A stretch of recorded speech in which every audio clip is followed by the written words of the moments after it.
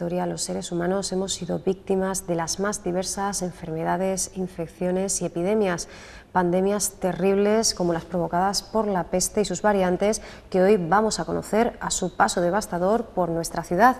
Está con nosotros Pancho Gamero. Pancho, muy buenas tardes, bienvenido. Muy buenas tardes, ¿qué tal? Bueno, Pancho, en primer lugar, conozcamos, si te parece, médicamente la enfermedad y una definición de la misma. ¿Qué sabemos de su etiología? Los investigadores modernos proponen como causa más común la transmisión a través de la pulga alimentada de la sangre de una rata portadora del bacilo. Bueno, sí, yo creo que en estos últimos años, estos últimos 15 o 20 años, ha ido cambiando un poco el estudio, la etiología, el origen de la enfermedad, ¿no? En principio pues se creía que aquí pues era la rata la que mataba, la que provocaba la enfermedad mediante una pulga que tenía parásitos, y a su vez la pulga pues tenía dentro, tenía una bacteria, ¿no? La Yersinia pestis, ¿no? Entonces lo que mataba en verdad era una bacteria, ¿no? Entonces aquí una de las causas que se ha creído que era el contagio que sufrieron las personas por la peste negra, era básicamente el vector que se dice, vector de transmisión, era la rata, ¿no? Y dentro de la rata, digamos que aquí teníamos un tipo de rata que era la rata gris, y nos vino de Oriente la rata negra, que fue la que desplazó en población a la gris y la que portaba de Oriente este parásito, ¿no? Entonces ahí todavía yo creo que está en discusión de que si fue la rata o no, o fue otros vectores, otros seres lo que lo transmitieron. Y bueno, yo creo que queda todavía unos años de estudio ver cuál es la razón, porque la fuente, los historiadores, al consultar los textos antiguos no han visto prácticamente ninguna referencia a que hubiera bastante rata y que la rata pues estuviera por el medio natural, lo que era la convivencia con el hombre, ¿no? Entonces dudan por un lado de que pueda ser la rata el que tuviera esta pulga y a su vez esta bacteria, ¿no? Y ahí está la discusión. Según su gravedad podemos hablar de dos formas de peste, la bubónica y la neumónica. Hablan los expertos, plantean que llegaron a coexistir al ser más proclive a que apareciera una en verano y otra que lo hiciera en invierno. Bueno, sí, nosotros cuando hablamos de la peste, en este caso en Córdoba, es la bubónica, ¿de acuerdo? Sí. Viene de bubón, que es el nombre de un ganglio, porque este ganglio, al ser afectado por esta bacteria, pues se hinchaba casi hasta el tamaño de una naranja. Entonces eso es lo que nos ha afectado principalmente. Cuando una persona es afectada por esta bacteria y estos ganglios pues se ven infectados, puede ocurrir que muera esta persona, o puede ocurrir que pase a lo que son al pulmón, ¿de acuerdo? Entonces ahí es otro tipo ya neumónica. La neumónica pasaríamos del 75% de tasa de mortalidad al 95%, de los 5 días de resistencia a los 3. ¿No? Ahí sí la enfermedad sí sería contagiosa, ¿de acuerdo? Ahí sí que sí sería, al toser el enfermo, es cuando pues la propia saliva, el esputo, es lo que puede contagiar. La bubónica es más difícil del contacto directo, ¿no? Es la diferencia principalmente entre estas dos formas de presentarse la enfermedad. Como digo, nosotros principalmente en Córdoba la que se presentó, la que se llamó peste negra, la bubónica, ¿no? Que puso además en jaque a la población andaluza a finales del siglo XV, provocando la muerte de miles de personas. Así lo investigó recientemente la profesora de la Universidad de Córdoba, Margarita Cabrera, en el Anuario de Estudios Medievales, donde además se permite hacer un estudio más pormenorizado de la situación que se generó en Córdoba, y además nos habla de esas dos teorías, de esas dos posibles vías a través de las cuales llegaría esa peste bubónica a nuestra ciudad. Sí, bueno, Margarita hizo estos estudios, pero teníamos otros previos de Juan Ballesteros, ¿no? Efectivamente. Que ya él hizo... Juan no se centró tanto en el siglo XV, sino se hizo toda una serie de seguimiento en la medida que se pudo encontrar la documentación de las veces que ha afectado aquí la peste, ¿no? Entonces, efectivamente, en el siglo XV afectó bastante la peste en Andalucía, pero también tenemos pues desde el siglo VI constancia de que tuvimos problemas con la peste. Como digo, Juan Ballesteros lo data también el siglo XIV, data del siglo XV, siglo XVI, siglo XVII, y después ya prácticamente pues digamos que se erradicó de aquí de Córdoba. O sea, la peste no se puede entender solo en un siglo, y tampoco se puede entender la peste. Es que el problema de decir si se ha habido peste o no en una determinada fecha, ha habido conato o no, ha habido pandemia, era difícil y es difícil al día de hoy, porque los médicos de la época prácticamente lo describían todo con un mismo vocabulario, mismo lenguaje, que no creaba diferencia entre si era una enfermedad u otra. Por eso quizá la peste tiene la importancia que no ha llegado hasta nuestros días, porque quizá ahí englobe varios tipos de enfermedades, pero todos eran pestes, ¿no? Cuando en verdad lo mismo la bubónica pues fue determinados años en concreto y no fueron todos estos siglos, y puede que se intercalaran otros tipos de peste, otro tipo de enfermedades, ¿de acuerdo? Entonces el concepto peste quizás sea un concepto genérico, pero como digo, abarca bastantes siglos en lo que lo hemos sufrido a nivel europeo, a nivel español, andaluz y cordobés, ¿no? De hecho, si queremos encontrar un acercamiento a esa pandemia en el año 1649, debemos acudir a libros como La epidemia de peste bubónica en Córdoba, del 1649 a 1650, firmado por Pérez Cerezo. Nos encontramos diferentes acercamientos, como dices, ante un concepto, el de la peste, como decíamos, muy plural, que puede llegar a ser confuso, ¿no?, en este tipo de acercamientos, ¿no? Sí, bueno, en este siglo XVII y especialmente en Córdoba, las publicaciones fueron bastante ricas, ¿no? Solo los 5 primeros años del siglo XVII ya tenemos cinco publicaciones médicas aquí en la provincia de Córdoba. Yo creo que en esa época misma, a nivel español, creo que fueron 20 y tantas publicaciones, o sea, que podemos sentirnos orgullosos que aquí había un gran seguimiento a nivel médico de lo que era la peste y con sus publicaciones, ¿no? Estos primeros estudios, bueno, digámosle que es una etapa ya muy diferente a la que hacen mención a lo que originalmente era la lucha médica por entender esta enfermedad, ¿no? Porque antes la enfermedad, los remedios que daban los médicos, como era Alonso de Burgos, que fue otro estudioso, era que no se pecara, ¿no? Una manera profiláctica para evitar enfermedades, estar bien con Dios, ¿no? O sea, imaginémonos de qué manera de entenderlo, ¿no? También estos estudiosos que menciona del siglo XVII, pues decían que lo que se consideraba pandemia, por ejemplo, cuando más de la mitad de las personas habían muerto de ese brote de enfermedad. Entonces, cuando ya daban, digamos, el aviso de que era una peste. Entonces, es una manera muy burda de poder controlar una enfermedad, porque si tú te estás esperando a que la mitad de la población haya muerto, ya tienes la epidemia encima, ¿no? Entonces, digámosle que estos trabajos que fueron evolucionando, como digo, si tomamos el periodo cristiano ya de 1236 aquí en Córdoba hasta el que menciona de la peste de 1648, la verdad que poquito a poco fue la ciencia médica pues fue encarrilando lo que era el diagnóstico de la enfermedad, ¿no? Como digo, al principio con bastante desacierto, porque las recomendaciones que daban eran un poco absurdas, que denotaban el escaso conocimiento que tenían de esta enfermedad, ¿de acuerdo? Hasta que poco a poco, quizás sería la Venecia, ¿no?, del siglo XIV, del siglo XV, poniendo las cuarentenas, quizás el método más efectivo que tenía en ese momento contra la lucha de la peste, ¿no? Por eso digo que estas obras fueron poco a poco sintetizando una metodología, un diagnóstico de la enfermedad de la peste para poderla erradicar, ¿no? Más que erradicar, por lo menos prevenirla, ¿no? Ya, es que hay dos fases, ¿no? Digamos, una que era previa, evitar cuando había un conato en alguna ciudad de la peste, y otra es cuando ya tienen la peste encima, ¿no? Esos son dos pasos diferentes. Yo creo que quizás más que la medicina, la herramienta, el aparato burocrático que creó la administración en España fue más potente o a nivel local que la propia medicina, ¿no? Bueno, pues nos acercamos al impacto de la peste, como lo hizo Boccaccio, su experiencia en su Florencia natal a través del Decamerón, y lo hacemos, si te parece, empezando por ahí, Pancho, por esas medidas que se tomaron para proteger la ciudad. Cabría hablar aquí de la gestión, por ejemplo, de las puertas, de su tapiado y de los diferentes controles, ¿no?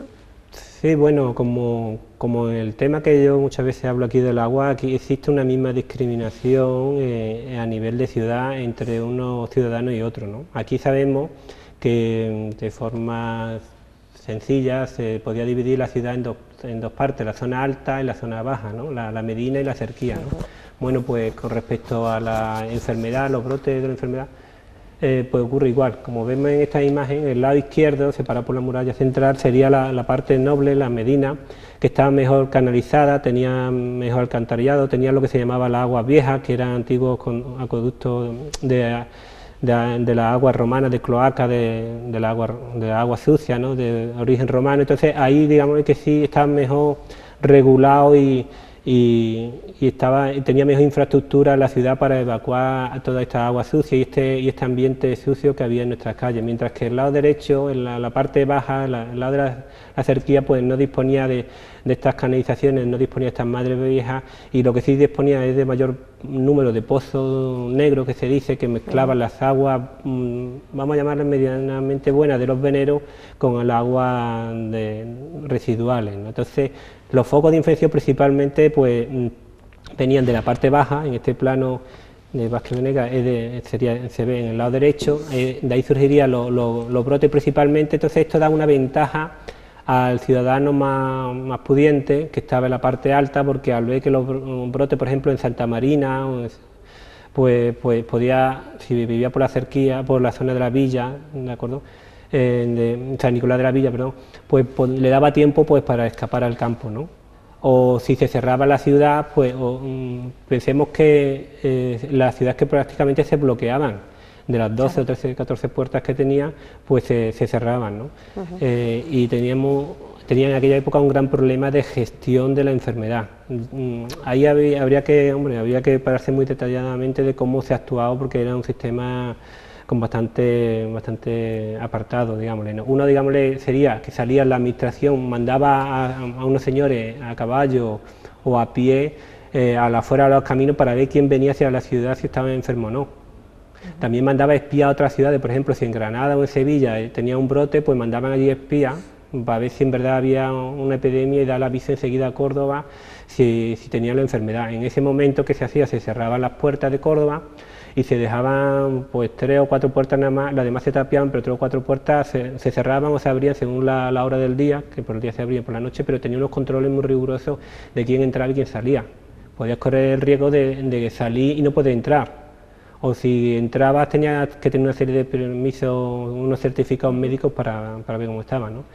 En la imagen que acabamos de ver se aprecia ahí, se ve un dibujo grabado de que había muertos por las calles. Pues efectivamente, cuando los brotes eran verdaderamente virulentos, nos encontramos que las personas, prácticamente los familiares, tiraban a sus muertos, ¿no? Los tiraban por las calles porque no los querían gestionar, no se atrevían a dar el aviso que en su casa pues tenía un brote, porque el problema era que cuando, por mediados del siglo XVII, por ejemplo, la norma era que si una casa tenía un brote de peste, tenía que avisarlo primeramente, y después tenía que vaciar la casa, dejarla libre durante 4 meses, ¿de acuerdo?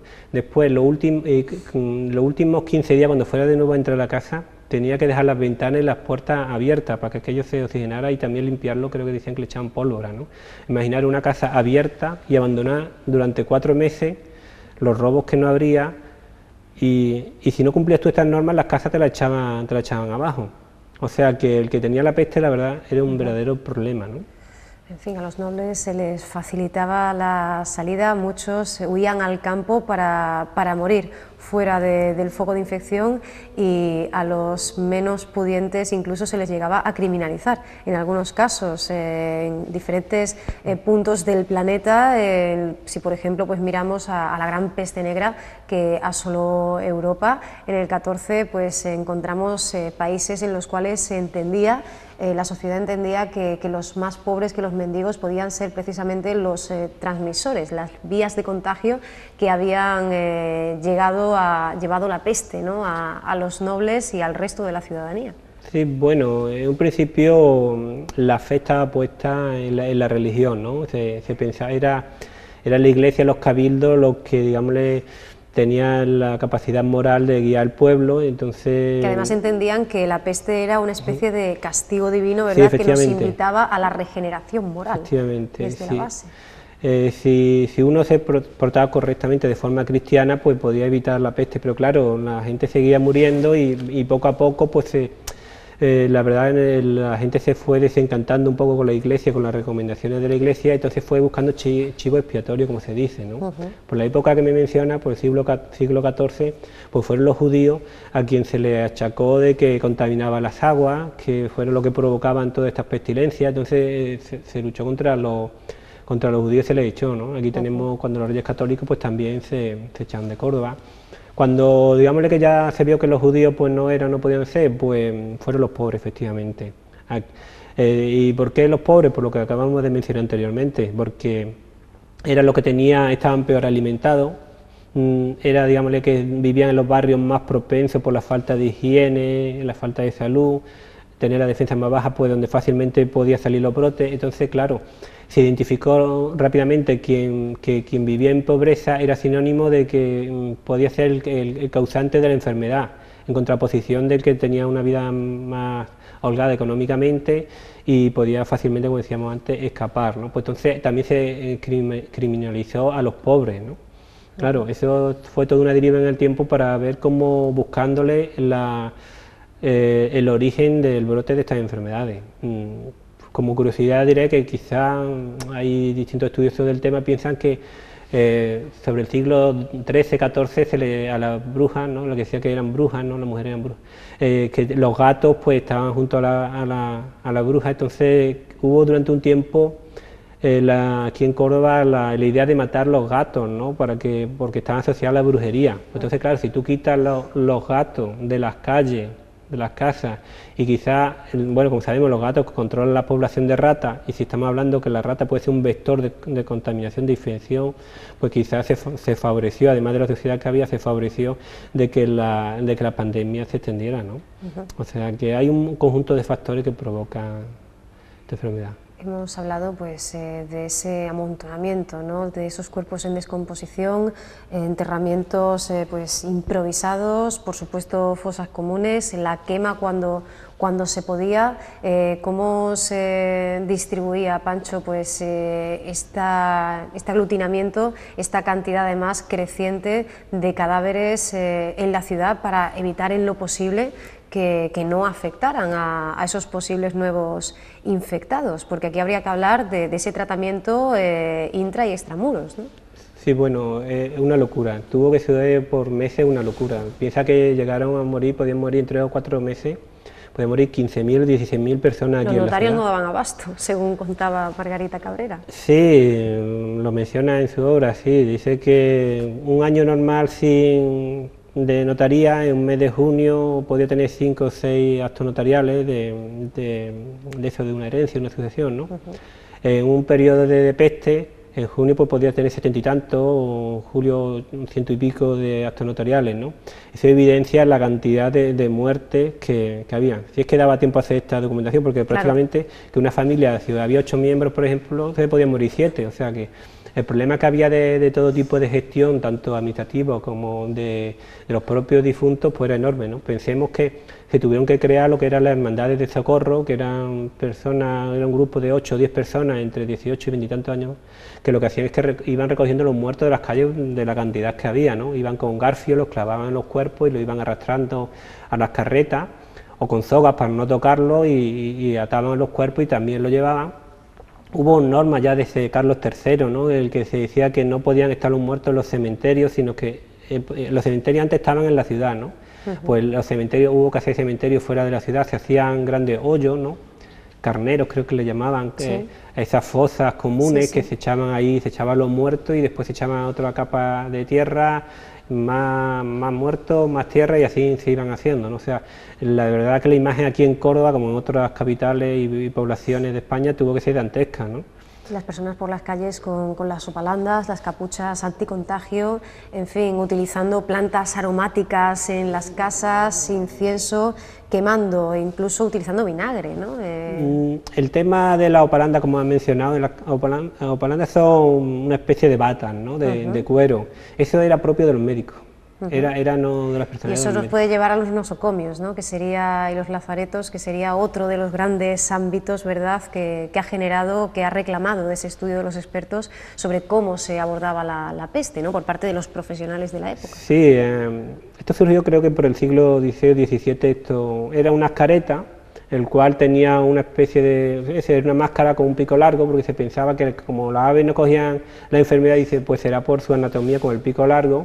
Pues ellos hicieron una careta de esa forma, eran de cuero, también una especie de capucha, en lo de los ojos tenía una especie de cristales para también evitar el contagio, y con unos orificios en el extremo, con plantas aromáticas, romero, de ciprés, ¿no? Quizás lo mismo hasta el propio vinagre, para evitar, porque la idea es que el aire estaba enrarecido, y entonces había que purificarlo, y era una manera con las plantas aromáticas de purificarlo. En las plazas de aquí de Córdoba y en las calles pues se quemaban plantas aromáticas.